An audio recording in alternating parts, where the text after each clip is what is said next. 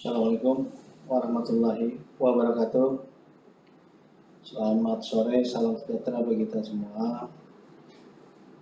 Pada sore ini, Selasa 9 Juni 2020, kembali kami sampaikan beberapa informasi berkaitan dengan penanganan COVID-19 di wilayah Provinsi Kalimantan Selatan. Informasi yang kami sampaikan diantaranya adalah beberapa informasi terkait dengan pergerakan atau dinamisasi ODP, PDP maupun yang terkonfirmasi positif pada sore hari ini. Dan pada periode sore ini orang dalam pemantauan berjumlah 862. Ada penambahan sekitar 33 ODP dibandingkan pada hari kemarin, sedangkan pasien dalam pengawasan berjumlah 233. Ada pengurangan jika dibandingkan kemarin dari 253, saat ini 233. Perubahan-perubahan pasien dalam pengawasan diantaranya adalah selain adanya penambahan pasien dalam pengawasan baru yang masuk di beberapa rumah sakit, namun ada juga perubahan karena status pasien dalam pengawasan tersebut terkonfirmasi positif. Pasien dalam pengawasan yang saat ini bertambah yaitu sebanyak 6, diantaranya 3 dari Rumah Sakit Ulin berasal dari Banjarmasin, kemudian ada 2 dari Pangeran Jaya Sumitra Kota Baru, kemudian ada 1 dari Rumah Sakit Hasan Basri. Kemudian juga ada beberapa perubahan pasien dalam pengawasan yang terkonfirmasi positif dan jumlahnya sebanyak 23 kasus. Oleh karena itu, pasien-pasien dalam pengawasan ini sebagian besarnya dirawat di rumah sakit. Ada 35 pasien di Rumah Sakit Ansari Saleh, ada 34 pasien di Rumah Sakit Ulin, kemudian di Buyasin ada 18 pasien, ada 15 di Suaka Insan, Ratu Juleha ada 16, ada 12 di Sultan Suliansa, masing-masing ada 10 di Rumah Sakit Bayangkara dan Hasan Basri, ada 9 di Sarimulia, 6 di Rumah Sakit Idaman, masing-masing ada 5 di Rumah Sakit Datuk Sanggul dan Ciputra, ada 6 di Pembalang Batu, 4 di Rumah Sakit Balangan, 3 di Rumah Sakit Islam, 2 di Rumah Sakit Pertamina, dan di Pangeran Jaya Sumitra juga ada 2. Masing-masing ada 1 di Rumah Sakit Abdul Aziz, Rumah Sakit Murai, Taman Huri, Rumah Sakit Pelita, dan juga di dalam karantina secara khusus di Banjarmasin ada 18, di Balangan ada 10, Kabupaten Banjar ada 4, begitu juga Nusa Utara ada 4, dan 1 di Banjarbaru. Sedangkan pasien yang terkonfirmasi positif menjadi 1.438 kasus pada hari ini. Ada penambahan sebanyak 91 kasus, di mana dari 91 kasus ini 23 dari pasien dalam pemantauan yang statusnya menjadi terkonfirmasi positif COVID. Kemudian sebanyak 68 itu adalah merupakan hasil tracing yang dilakukan di beberapa kabupaten kota. Oleh karena itu saat ini ada 1.214 kasus yang dilakukan perawatan baik di rumah sakit maupun di dalam karantina khusus, dan juga masih ada di isolasi secara mandiri di beberapa kabupaten kota. Kemudian ada 105 yang meninggal dan 119 sembuh. Pada 2 hari ini terdapat pasien yang sembuh sebanyak 11 selama 2 hari, ya, kemarin dan hari ini. Penambahan dari PDP yang 23 ini diantaranya 6 dari Rumah Sakit Ulin, asal Banjarmasin ada 5 dan Kabupaten Banjar ada 1, kemudian ada 12 dari Ansari Saleh, 10 berasal dari Banjarmasin dan 1 dari Kabupaten Banjar, kemudian 1 dari Batola, 1 dari Rumah Sakit Hasan Basri di Hulu Sungai Selatan, 2 dari Rumah Sakit Bu Yasin asal Tanah Laut, dan berikutnya 1 Rumah Sakit Datu Sanggul dari Tapin, 1 dari Rumah Sakit Balangan asal Balangan, dan 68 merupakan hasil tracing dan saat ini dilakukan di dalam karantina secara khusus. Ada 21 dari Banjarmasin, kemudian ada 3 dari Kabupaten Banjar, ada 5 dari Hulu Sungai Tengah, 1 dari Tanah Bumbu, 6 dari Banjarbaru, 2 dari Balangan, 12 dari Tanah Laut, dan 18 dari Hulu Sungai Utara. Itu adalah hasil tracing. Sedangkan yang sembuh tambahan selain yang 9 pada kemarin, yaitu 2 pada hari ini, yaitu kasus COVID 370, ini dirawat di Rumah Sakit Idaman, berusia 56 tahun, wanita dari Banjarbaru, dan dirawat di Ulin, yaitu kasus COVID 32, berusia 63 tahun, laki-laki dari Banjarmasin. Kemudian ada 4 yang terlaporkan yang meninggal baik pada tanggal 4 maupun pada tanggal 3 Juni yang lalu. Ini adalah PDP yang terkonfirmasi secara positif. Karena itu terlaporkan pada hari ini. Dan hasil yang kami sampaikan ini adalah merupakan spesimen yang masuk ke laboratorium pada tanggal 28 Mei dan tanggal 8 kemarin atau malam tadi hasil yang disampaikan. Saat ini yang beberapa terkonfirmasi positif pada PDP yang meninggal diantaranya dirawat di Rumah Sakit Ulin, kemudian di rumah sakit lainnya, atau yang ini termasuk dalam isolasi secara mandiri. PDP yang meninggal yang terkonfirmasi positif pada beberapa waktu yang lalu telah meninggal sebagai PDP dan terkonfirmasi ini dirawat di Rumah Sakit Ulin dan Rumah Sakit Ratu Jerahat.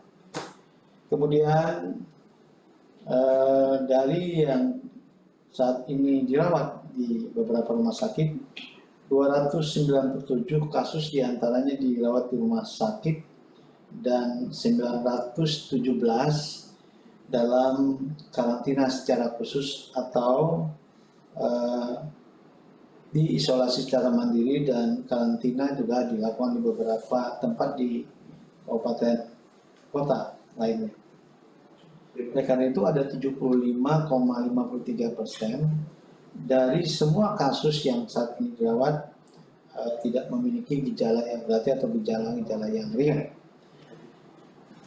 Yang dirawat di beberapa rumah sakit yang jumlahnya 297 itu diantaranya 116 kasus di Ulin, 89 di Rumah Sakit Muhammad Ansari Saleh, 21 kasus di Bayangkara, 19 kasus di Pembalak Batung, 15 kasus di Rumah Sakit Idaman, ada 11 kasus di Bu Yasin, 6 kasus di Ciputra, kemudian 5 kasus di Ratu Jerahat dan 5 juga di Abdul Aziz.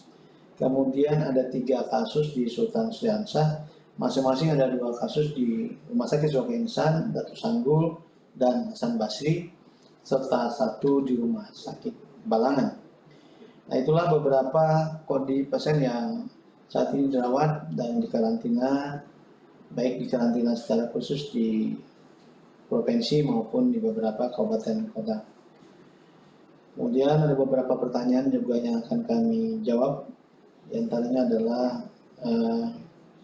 saat ini ditanyakan ada tambahan lagi tenaga medis yang meninggal dunia yang kemarin, dan tentu saja ini adalah duka yang mendalam bagi jajaran kesehatan, bahwa tenaga-tenaga medis kita memang memiliki risiko yang cukup tinggi di dalam memberikan pelayanan-pelayanan kesehatan, baik yang secara langsung memberikan pelayanan terhadap penanganan COVID-19 maupun yang memberikan pelayanan tidak secara langsung. Oleh karena itu saat ini kesehatan telah berupaya untuk memantapkan protokol-protokol kesehatan dalam melindungi tenaga-tenaga kesehatan. Tapi yang lebih penting lagi adalah kita mengapresiasi perjuangan-perjuangan tenaga kesehatan ini dalam memberikan pelayanan, baik yang di lapangan, mulai dari petugas-petugas yang melakukan tracing yang ada di puskesmas, kemudian di lapangan, kemudian sampai yang menangani secara langsung di fasilitas pelayanan kesehatan seperti di rumah sakit. Karena itu marilah kita membantu mereka dengan menjaga perilaku hidup bersih dan sehat yang baik. Jaga jarak itu merupakan sesuatu yang sangat penting. Kemudian kita hindari kerumunan, kemudian juga selalu menggunakan masker dan lain-lain. Himbauan-himbauan itulah yang mestinya kita akan sampaikan juga dengan diri kita maupun masyarakat yang ada di lingkungan. Kemudian juga kami akan menjawab beberapa pertanyaan terkait insentif tenaga medis, terutama di Kalimantan Selatan. Anggaran-anggaran dari APBN yang sesuai dengan mekanisme yang sudah disampaikan sampai saat ini, kami sudah menyampaikan dengan teman-teman di kabupaten kota untuk segera mengusulkan, tapi sampai saat ini memang masih belum disampaikan. Tetapi ada beberapa kabupaten yang menyampaikan sudah membayarkan melalui anggaran APBD mereka.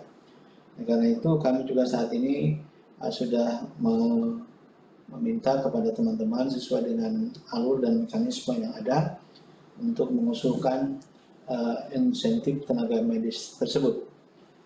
Dan beberapa insentif lain, misalnya di provinsi yang tidak dalam koridor APBN memang sudah diberikan oleh pemerintah daerah.